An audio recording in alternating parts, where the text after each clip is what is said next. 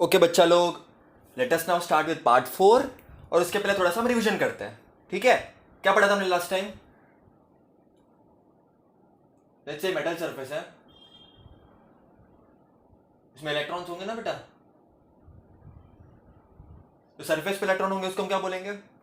Free electrons, surface electrons. होगा क्या? Radiation आएगा, उसकी एनर्जी होगी H new.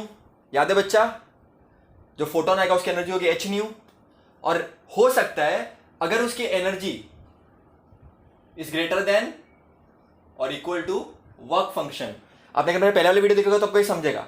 If energy is greater than equal to work function is the minimum energy जिसके वजह से वो इलेक्ट्रॉन निकलेगा। तो if energy is greater than work function then it might happen that electron ejects out.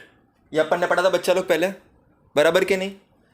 लेकिन बेटा मैं आपको बताया था क्या, ये जो फोटोन आ रहा है बच्चा, ये जो फोटोन आ रहा है उसके साथ उसके पास क्या होना चाहिए? देखो ये एच न्यू, और इसको मैं कैसे लिख सकता हूं? और एच सी बाय लैम्डा। याद है बच्चा लोग, मैं बताया था आपको nu is c by lambda, बराबर के नहीं? तो ये जो इनकमिंग फोटोन है it is having some frequency nu and some wavelength lambda. ये बात आप मानते हो? लेकिन तब मैंने आपको ये नहीं बताया था कि उस फ्रीक्वेंसी को क्या बोलते हैं जिससे इलेक्ट्रॉन निकले। मिनिमम फ्रीक्वेंसी को क्या बोलते हैं? उस वेवलेंथ को क्या बोलते हैं जिसके वजह से इलेक्ट्रॉन निकले? उसको वर्ड क्या बोलते हो मैंने आपको बताया नहीं था, तो इस वीडियो में बताऊंगा मैं।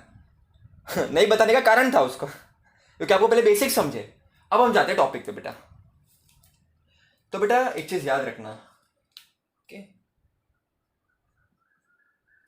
देखो बेटा, जो फोटोन आ रहा है उसके पास कुछ एनर्जी है। एनर्जी का फॉर्मूला क्या है? एच न्यू, मतलब कुछ फ्रीक्वेंसी है न्यू। बेटा देखो, अगर फोटोन आ रहा और इलेक्ट्रॉन जा रहा, फोटोन आ रहा इलेक्ट्रॉन जा रहा, तो फोटोन के पास कुछ मिनिमम फ्रीक्वेंसी होनी चाहिए। ठीक है, एक वैल्यू होनी चाहिए फ्रीक्वेंसी की जिसकी वजह से इलेक्ट्रॉन निकले। अगर उतनी वैल्यू नहीं होगी तो फोटोन कितना भी आए, कितने भी फोटॉन्स है, बहुत सारे फोटॉन्स है, हजारों करोड़ों फोटॉन्स है, लेकिन इलेक्ट्रॉन निकलेगा नहीं। जैसे इंटेंसिटी बढ़ाते जाओ मैंने आपको बताया था लास्ट वीडियो में, इंटेंसिटी बढ़ाओ, नंबर ऑफ फोटॉन्स बढ़ाओ, कुछ होगा क्या? अरे कुछ नहीं होगा। आप समझ रहे हो? जैसे कोई जिद्दी आदमी है, वो रास्ते पे बैठ गया, हमको चाहिए निकल, हम उसको रिक्वेस्ट करेंगे। रूल ये है उसको मारना अलाउड नहीं है। मैं 100 लोगों को लेकर आऊँ कि 1000 लोगों को लेकर आऊँ, मैं इंटेंसिटी कितनी भी बढ़ाऊँ, अगर वो नहीं मानने वाला तो नहीं मानने वाला, और मानना होगा तो किसी एक की बात से भी मान लेगा। वैसे ही बेटा अब कितने भी फोटोन लेकर आओ उससे फर्क नहीं पड़ता, लेकिन कुछ पर्टिकुलर फ्रीक्वेंसी होनी चाहिए। ठीक है बेटा? सो मिनिमम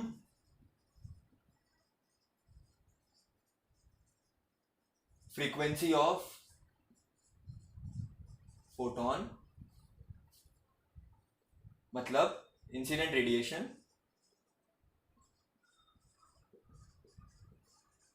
मिनिमम, आपको दिख रहा है कि नहीं दिख रहा है वो इंपॉर्टेंट है।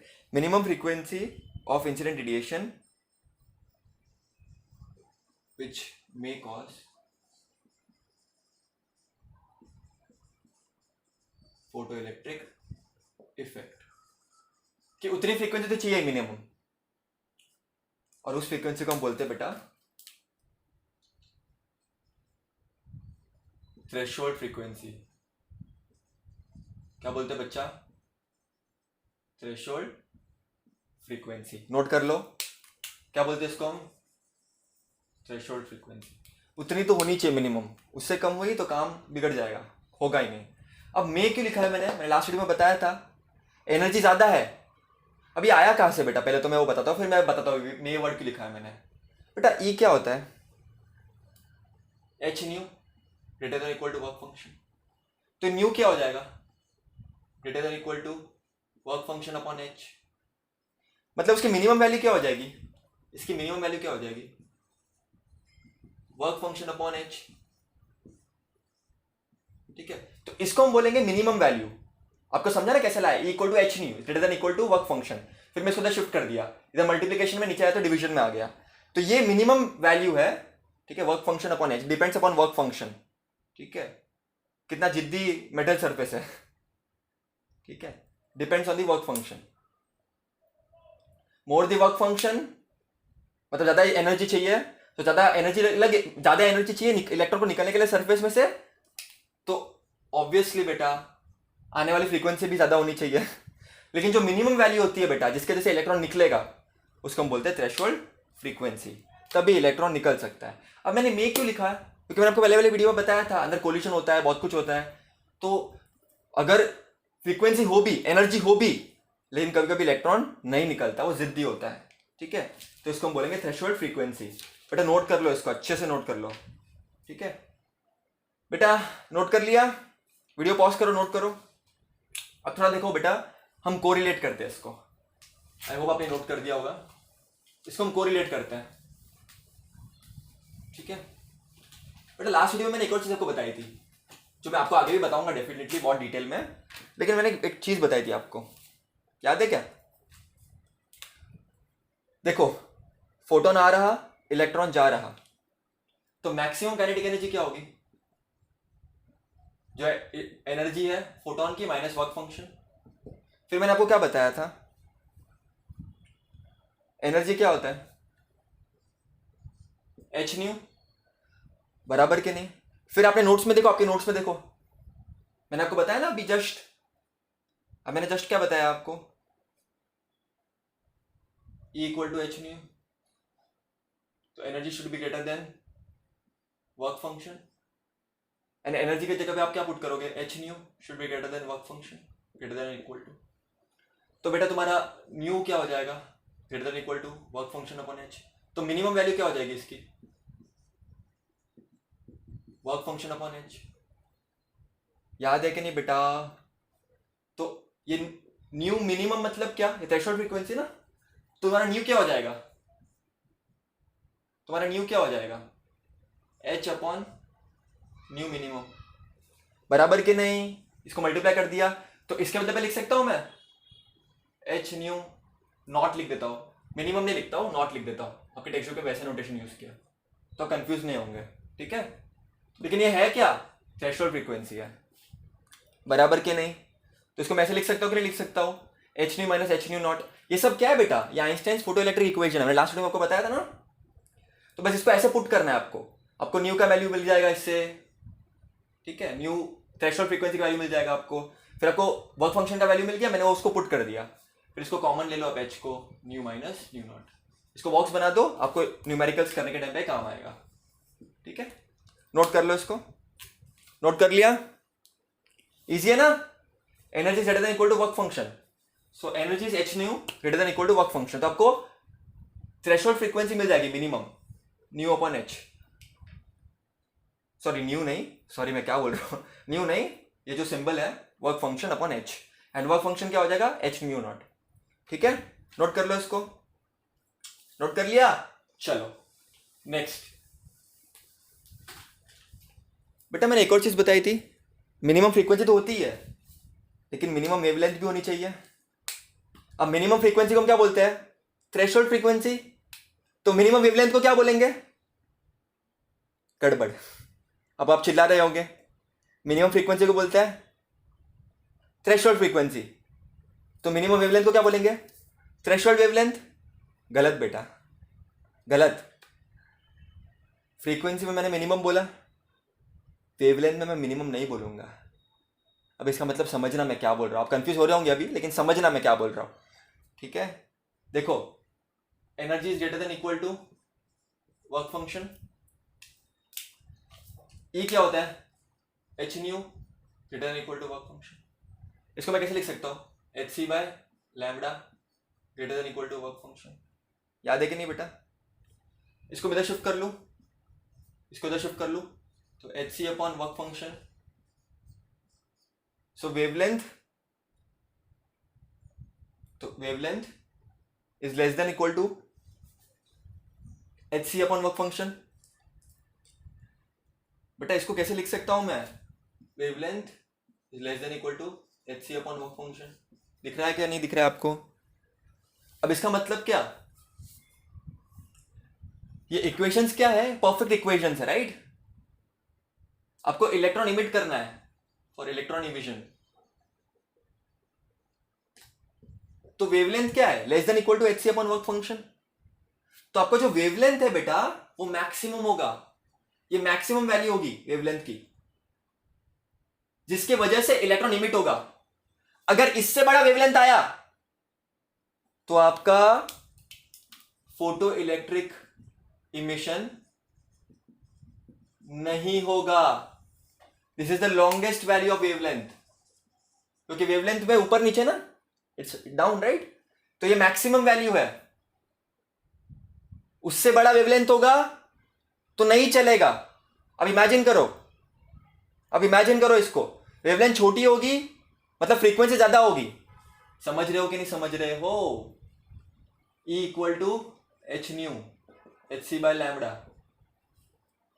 वेवलेंथ बहुत ज्यादा, एनर्जी बहुत कम, ठीक है। तो बहुत ज्यादा वेवलेंथ होगी तो एनर्जी कम होगी, तो वेवलेंथ कम होनी चाहिए, लेकिन एक मैक्सिमम वैल्यू होगी कि इधर तक चलेगा, इसके आगे वेवलेंथ बढ़ी तो फोटो इलेक्ट्रिक इफेक्ट नहीं होगा। सो ये लॉन्गेस्ट वेवलेंथ है, ठीक है, ये लॉन्गेस्ट वेवलेंथ है बेटा, समझ रहे हो, ये लॉन्गेस्ट वेवलेंथ है। उसके आगे बात बढ़ी तो काम नहीं होगा, तो इसको हम क्या बोलेंगे, थ्रेशोल्ड वेवलेंथ। लिखो बेटा, मैं डिक्टेट करता हूं। The maximum wavelength of incident radiations, the maximum wavelength of incident radiations which can cause photoelectric effect। उससे ज्यादा और बड़ा वेवलेंथ हुआ तो काम नहीं होगा बेटा, ठीक है। तो मैक्सिमम का वैल्यू क्या होगा, h c upon work function, दिख रहा है। उससे ज्यादा हुआ काम नहीं होगा, उससे ज्यादा हुआ काम नहीं होगा। छोटी होगी ना वेवलेंथ, अरे बेटा वेवलेंथ छोटी होगी, देखो देखो इधर देखो, इधर देखो, वेवलेंथ छोटी होगी तो एनर्जी ज्यादा होगी ना, वेवलेंथ बड़ी होगी तो एनर्जी कम होगी, एनर्जी कम होगी तो इलेक्ट्रॉन निकलेगा नहीं। आई होप आपको समझा है ये threshold frequency and threshold wavelength, very important, very very very important, note कर लो बेटा इसको। तो फ्रीक्वेंसी मिनिमम, वेवलेंथ लॉन्गेस्ट, ये उसके आगे हुई नहीं चलेगा। क्यों नहीं चलेगा, वेवलेंथ बड़ी हुई तो एनर्जी कम हो जाएगी, ऊपर नीचे ना। अब बेटा एक चीज याद रखना, वापस आइंस्टाइन फोटो इलेक्ट्रिक इक्वेशन में थोड़ा फेरबदल करते हैं। ये सिंपल था ना बेटा, ये threshold frequency threshold wavelength, revise करना, इसको लर्न करना बहुत इंपॉर्टेंट है। काइनेटिक एनर्जी क्या आया था बेटा अपने को, मैक्सिमम, नोट करो बेटा इसको, E माइनस 5, E क्या था, एच न्यू माइनस, ये क्या आया था अपने को, थ्रेशोल्ड वेवलेंथ देखा ना अपन ने बेटा। चलो इसको मैं ऐसे लिख देता हूँ, एच न्यू नॉट, तो इसको मैं कैसे लिख सकता हूँ, h c by lambda minus h c by lambda not. ये है थ्रेशोल्ड वेवलेंथ, ये थ्रेशोल्ड फ्रीक्वेंसी, ये थ्रेशोल्ड वेवलेंथ। तो एच सी को कॉमन ले लो बेटा, तो 1 upon lambda minus 1 upon lambda not, ये आ गया आपका एक और इक्वेशन।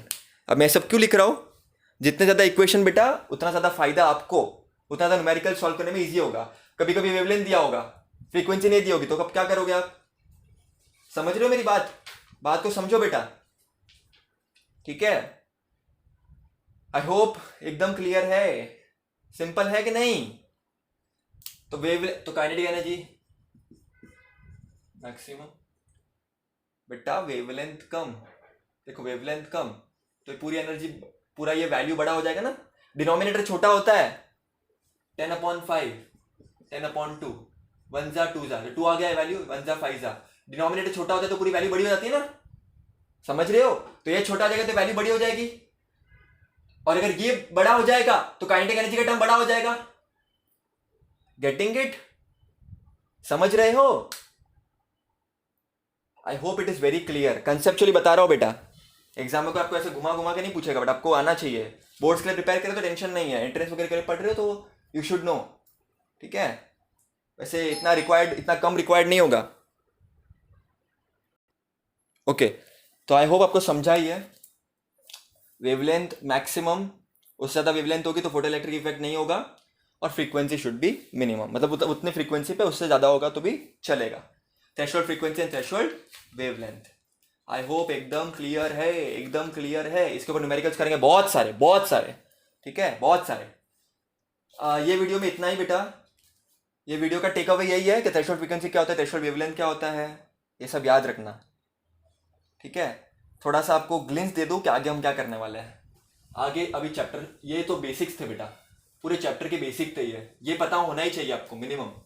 अगर ये सब नहीं पता है बेटा तो आगे प्रॉब्लम होगी। तो ये पार्ट्स बहुत इंपॉर्टेंट है, बाकी आगे का एकदम ईजी है, हो जाएगा। तो बेटा इक्वेशंस को ध्यान रखना।